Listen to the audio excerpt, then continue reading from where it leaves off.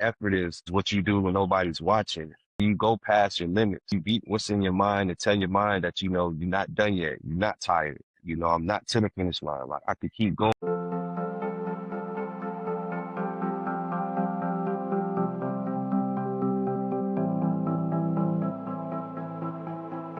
Welcome to the LeaderDiaries podcast, where the goal is to help develop the leader within you so that you become a leader that produces leaders. For those of you who don't know me, my name is Justin Maharbier. I'm a 21-year-old college student who's educated on leadership, being a person of impact, and making change to the community. On today's episode, we have my brother, Super Bowl champion, Shemar Jean-Charles, defensive back for the Seattle Seahawks. And more than anything, Shemar is a good brother of mine. He's a man of discipline, man of faith. Shemar, I'm excited to have you here. Yes, sir. Yes, sir. Appreciate you, man. Love the podcast that you started up. Yeah, I think it's dope. Yeah, man. Excited to be here today. So first thing I got to ask you, you won the Super Bowl with the Seahawks. What was that feeling like? It was a dream come true, bro. Everything that you could possibly think of as a kid growing up. Like that whole experience, it was 100% accurate times 10. But it was surreal, dog, just to be able to be on that field and look up in the stands and see the Super Bowl 60 banners. Do you feel like your life is fulfilled now that you won the Super Bowl? I think a chapter of my life is definitely fulfilled. Yeah. Like, it's definitely something that I could check off the board, you know what I'm saying? Playing in the league, bro, and knowing that, it's guys that played double-digit years and never even get a shot to even go to the playoffs, alone playing the Super Bowl.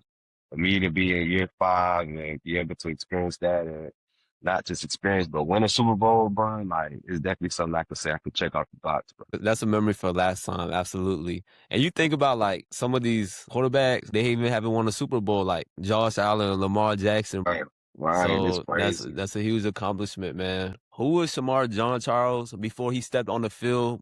What was your upbringing like, and what inspired you to play the sport? My father's an immigrant. Came here at an early age from Haiti, so I'm half Haitian, half American. And my mom's from here in South Florida. Both came from very difficult situations.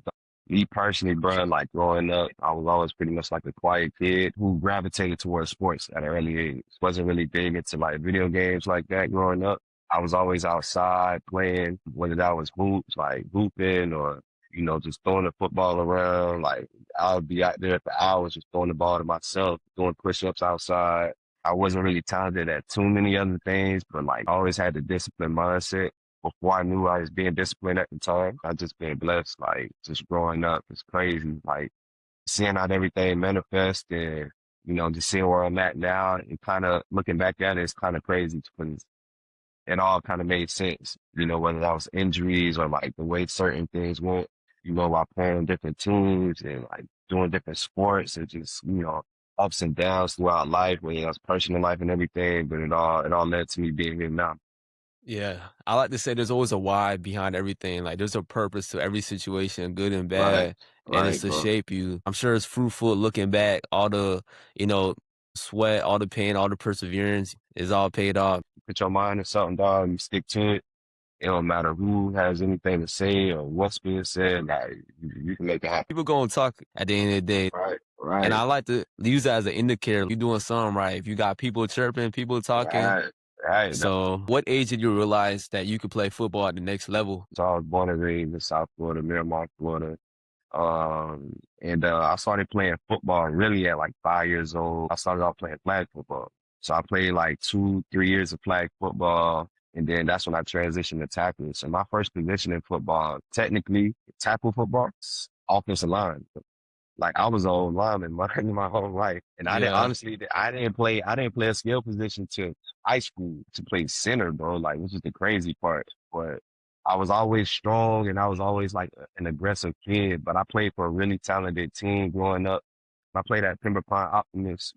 People from down here know it as PPO. Yeah, PPO, yeah. Yeah. Y'all always won too, man. You know what I mean? So like we always had a good, like 4 of us ended up actually making it to the NFL, which is crazy. And it was like, I ended up kind of starting late, so those guys, the way it works, for anybody listening to the podcast, we down here in South Florida, like we start football early, like we start super peewees down here. And we work our way up. But like I said, I started off playing flag football at first. So I actually kind of started with my team a little bit late, like 2, 3 years late. So, all the positions was kind of filled up and guys kind of already knew their roles at an early age and stuff. But, I always had talent to play and I was strong and fast. But the only available position was center. So, I had to play center growing up. So and playing online and playing in the trenches, it made me tougher. You know what I'm saying? So transitioning to a skilled position like playing corner, I was never afraid to tackle. I was never afraid to stick my nose in there. I ended up, having to work my way up. High school is the same thing, bro. I got to high school. I ended up playing at Miramar High School all 4 years, or really 3 years. I didn't play my freshman year because I was still playing at the park. That was my first year actually playing a skill position, like my freshman year at the park at PPO. The weight class was unlimited, so I played corner. And it was crazy because I led our Optimist League, our Little League league. I led us in picks and PBUs, and I had the most tackles like in our secondary at the time. So when I got to Miramar, I had to work my way up. I had two All-Americans in front of me. Crazy thing is, I didn't start till my senior year in high school. So for any kids that's listening to this, any young guys, like you can make it no matter what, bruh. Like your circumstances, it don't matter. I always stay ready whenever I had to get into the game. Like I always made a play. Special teams was my thing. If I ain't playing on offense and defense, I'm gonna take special teams serious. I've been at App State, so I ended up going to Appalachian State College in North Carolina, and it was the same thing, bro. Like I got there. And same situation as Miramar High School. I ended up having to sit behind two All-Americans pretty much my whole career. They ended up giving me the keys as a starter my junior year. My last senior year, ended up having a really good season, became the first FBS All-American in school history, and ended up getting drafted. I think a lot of people, more so on the outside, people don't understand the sport for real. They always like Yeah, downplay like special teams. Special yeah. teams is a third of the game. Special teams is what actually helped us in Seattle win the Super Bowl. If you ask me, we had that was the determining factor, bro. With a lot of the good teams that we played this year, a lot of teams are good on both sides of the ball, offense and defense, but a lot of teams in the league kind of struggle at that third phase, which is special teams. That was what separated us from a lot of other good teams in the league, and ultimately led us to win the Super Bowl this year. Right? You can say the same in the national championship in college, Miami versus Right, bro. Indiana. Yeah, bro. Bro, the block Yeah, punt yeah. The for a block. touchdown. Man, that block punt changed the whole trajectory of the game. Like everybody watching, and I'm pretty sure they felt that on the sideline. Like the game changed once that punt was blocked. So back in high school, you mentioned you attended Miramar High School. You wasn't a high rated recruit, 5-star, 4-star. What was your mindset like at that time? Ah man, just grind. When I first got to Miramar, it's crazy, bro. Like it was an powerhouse school, a playoff school, actually known school. And it was crazy. I wasn't known by none of the coaches. Like I said, I was a quiet dude, so I wasn't one of those rah-rah guys that go out there and just start popping it off rip. Like for me, like I was a quiet, level-headed guy. And I just worked, bro. I didn't start off super talented or the most athletic or nothing like that. So fun fact, bro, I used to watch this video for Ray Lewis, man, every day in class before workouts. And the biggest message from this video is that, effort, like effort is what's gonna get you through. Like it's not talent, it's not athletic ability, but the reason he became a Hall of Famer was through his effort.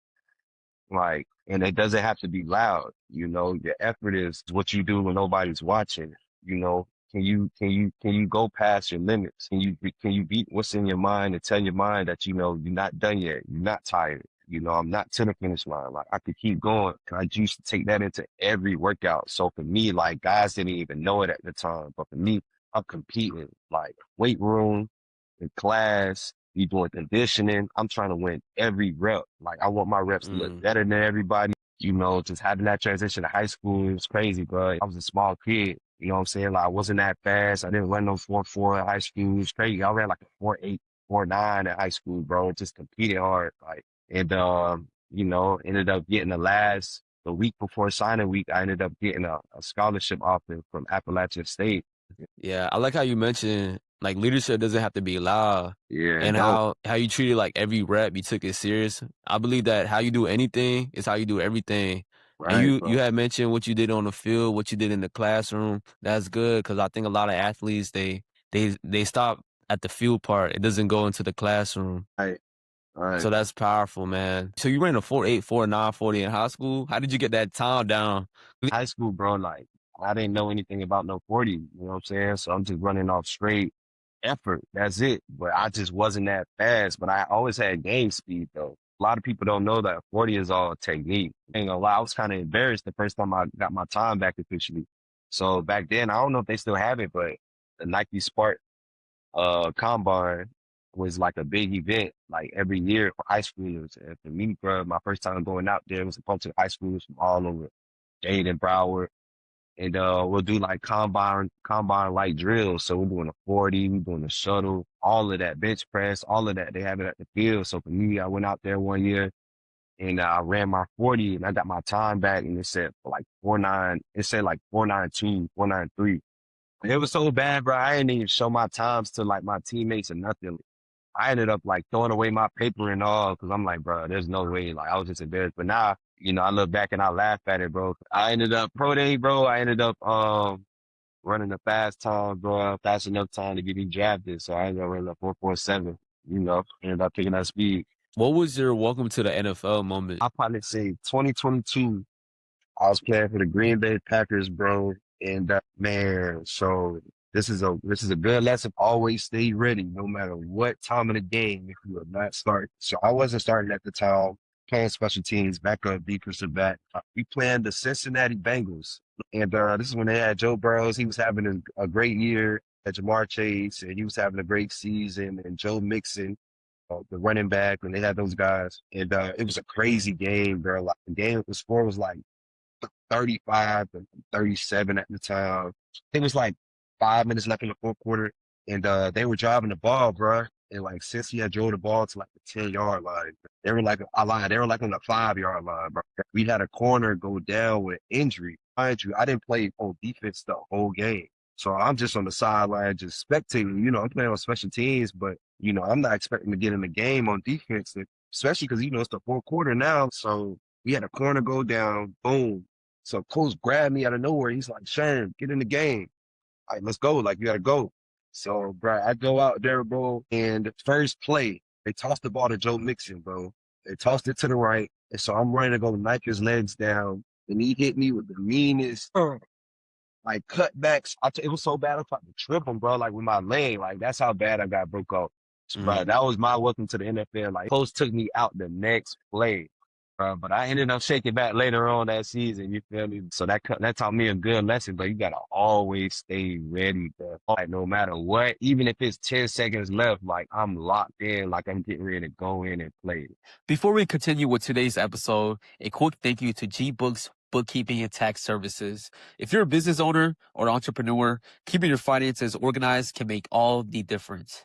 G-Books help manage your bookkeeping and tax needs so you can focus on running and growing your business with confidence. Learn more and keep your finances on track at gbookstax.com. It's one word, gbookstax.com. There's a saying that whatever happens externally happens internally first. Right, bro. It starts with the mind. And then as you know, like your mind is either going to be your biggest asset or your biggest liability. Right, bro. Right. I think the power of the mind is important, bro. My friend and I'll shout him out, Deuce Robinson, he was telling me how people should be process oriented over result oriented. Right. Cause you could do everything right. You could prepare properly. You could check the boxes off, but then the result is not how you want it to be. And sometimes that's not you, right? Right, bro. But over time, the product is going to come throughout the process. Right. It's crazy how it works, man. Cause from my experience of just being around a lot of like high level, competitors my whole life, everybody is process oriented. Nobody cares about results. Like nobody checks the stats. Nobody like everything is all process. Like, how can I get better today? Like, what I got to get better at today, and let that translate to Sundays. You know what I'm saying? Even the top players in Little League and high school, like everybody process was, I want to be the best player today. And I kind of adapted that same thing. Like, man, the results gonna come, bro. Like the results, that's just like you reap what you sow. You know what I'm saying? There's days I wake up and I don't want to do it. Like I question the Yeah. consistency of me, bro. You know what I'm saying? Like it's real, bro. Playing in the NFL is not sweet. You feel me? So it's like it beats up on your body and your mental, but like you got to tell yourself who you are, bro. So I was talking to the gentleman last week. He had like a brief stint with the Cardinals, but Right. he played the same year with the Honey Badger. He called him T Mac. I don't know if that's his other nickname. Yeah, you call him T-Mac, you call him T-Mac, I call him Five. So he goes up to T Mac and he asks him like, "What's the secret sauce? Like, what are you doing?" And all T Mac says like, "Man, I just visualize it. Like before the play happens, I know I made a play. Right, I just know I did." right, bro. And like, so fun story, bro. Like that was my locker roommate. My locker was next to Honey Badger. And like that's who I sat next to in meetings. That visualizing point that you just made is legit. Like he sees himself making the play before it happens. I'm gonna tell you a funny story. This a Wednesday practice. Wednesdays and Thursdays the hardest days of practice in the league. Like we really getting after it for real. Like, 2.5 hour practice. Like we work it. We practicing on the turf. And I'm like, you don't even have cleats on for real. He's out there on the field in regular Jordan shoes, making plays though. Like so I'm sitting there and I'm like, how the hell is he out there playing? Like he not out there slipping, he not out there rolling no ankle, nothing. But Brad, he's so smart. He anticipate plays before it happens. But that don't just come from just, just being good. Like he studies, bro. Like he plays so much ball that he studied offensive coordinators. He studied the quarterbacks. Like, he's seeing like what's happening before, but that just goes into anything you do in life, bro. Like if you prepare enough, bro, but Yeah. everything else becomes second nature. Like it's easy. I don't never wear cleats for real on the field. Like he out there in regular shoes. I'm talking about picks. I seen him one day at practice. He caught 5 picks in one practice, bro. I couldn't believe it, bro. Cause I couldn't believe it with my eyes, bro. Like he went out there and caught 5 picks in one practice, like off straight, just knowing where the ball going. Like he already know where the route concepts, but just from studying, bro, like visualizing himself making the play, he go out there and make the play. Yeah, I never heard anything 5 picks. 2 picks, yes. Three You feel picks, me? but Exactly, five? bro. What? 5. He count that 1, 2, 3, 4, 5. Mine just a 2 hour practice. So I'm like, dog, like he going crazy today. Like, yeah, but just great players like that, bro. You just gotta sit back and appreciate it when you got greatness Yeah. like that in front of you, bro. So let's talk about pivoting. So what did signing with different NFL teams teach you about the business side of football? Man, the business side. So, thankfully, man, like before getting into the league, bro, I was actually able to connect and be around a lot of guys who kind of like lived this similar path as me. So it wasn't like a big shocker. And for me, man, it wasn't that hard of a transition because I was like, when she realized the business aspect of getting released and realizing like you're not on the team anymore, like you could do nothing wrong bro, and still get released. Like that's the reality. You know what I'm saying? Because if they need other spots and like you're not a priority on the team, oh yeah, your spot will get gotten. And I've been one of those guys before. So when I was in San Fran, that's how I ended up in New Orleans. I was in San Fran and I was leading the team. Well, I was top two in the team in special teams tackles. I was just coming off one of my best games on special teams, and we were getting ready to actually play Seattle couple years ago in Seattle for Thanksgiving. And bro, like I got cut right before the plane ride. Like, mind you, I was supposed to be starting on special teams the next day for the game. Like tomorrow's the game. We're going to catch a plane ride, and I ended up getting cut right before the plane ride. How do you emotionally detach when it's time to move on? You got to understand that if you don't believe that you're the best in the world, I don't think you'll last in this league. Even if nobody else believes it, you have to believe that you're the best on the planet. And that's what I believe, bro. I believe that I'm the best in the world. Like, I don't care who believes it. I don't care what anybody else have to say. I do not care. Like, I never cared in high school. I never cared in little league. I never cared in college. I believe I'm the best player on the field every time I touch the field. That's good. So now we're going to transition to Super Bowl and fan base questions. So, So how's it being teammates with Sam Darnold and Jackson Smith Jigba, aka JSN? yeah, dog. Those my dogs. So actually, bro, me and Sammy D, I call him Sammy D, Sam Darnold. Me and Sammy D go back all the way to San Fran, bro. We was teammates 3 years ago on the Niners. So I seen it before everybody else. You know what I'm saying? Yeah. He's in practice throwing dots. behind Brock Purdy. And I'm sitting there like, brother should not be no backup. You know what I'm saying? Like, bruh got an arm. You know what I'm saying? So I seen it before everybody else when he was a second string quarterback, bruh, in San Francisco. So you knew Sam Darnold before he was Sam Sam Darnold. Darnold, yeah, bro. Like Yeah. I seen it. I seen it as him as a backup. Like, we were chopping up Yeah. even in San Fran, like, we just talking life. I ain't got nothing bad to say about Sammy D. And I know sometimes the media could get on him about some of the things he do on the field, but I will tell you, bro, like, there's very few quarterbacks that I would trust with the ball in their hands with the game on the line. Sammy D is one of those quarterbacks. JSN, I think what makes him elite, bro, is he processes information in the middle of his route better than any receiver that I've ever guarded. So when I say that, I mean he's able to run his route, understanding what the DB is trying to do, and he's able to counter that like that split second. Like whatever he knows the DB is getting ready to try to do based off of his initial movement, he's going to do the opposite. But you got to think though, 1 second is all it takes in the NFL between completion and incompletion. You went up against some like pretty like skilled receivers. I know at Green Bay, you would tell me about your times going against Devontae Adams, Tay, Right, bro. and Right. practice and very like detail oriented person. Very detailed, very detailed. Guys like that, bro, elite, bro. They elite. They process oriented, bro. Like whatever they process is, that's what they focusing on to the fine detail. You know what I'm saying? So lightning round. What's one habit you refuse to compromise on? I'm never gonna not read books. What's one thing people would be surprised to know about the NFL? So every game that you play, you get taxed like you're an employee of that state. Say I play for the Dolphins, right? And there's no state taxes here in Florida. Boom, you see a whole full check whenever it comes in. Say we go play the Jets. Now I get taxes though I'm an employee in New York. So if you know anything about taxes in the Northeast, your check gonna get cut in half. In the NFC West, because we got two California teams. We got the Rams and we got the 49ers. So you know you gotta play there at least once a year. Both teams.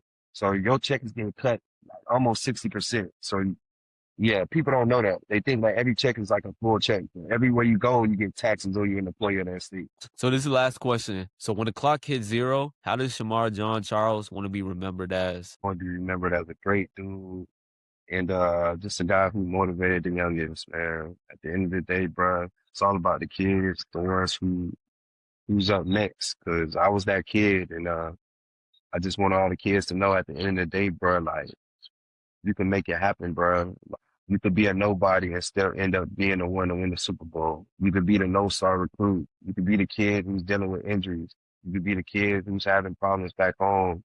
You could be the kid who nobody believes in, who everybody made fun of, who didn't have the precious clothes, who didn't have who ain't have all the girls growing up, who wasn't the most popular, and you could still create whatever future that you want, bro. Like if you want to go play in the NFL, you can do it. If you want to go be the greatest scientist in the world, just keep a steady head, bro. Like it just grind, bro. So that's just how I want to be remembered. Well, Shemar, it was a pleasure having you on today's episode. This is the Leader Diaries podcast, where your story is a diary worth sharing. And don't forget to be present where your feet are being planted.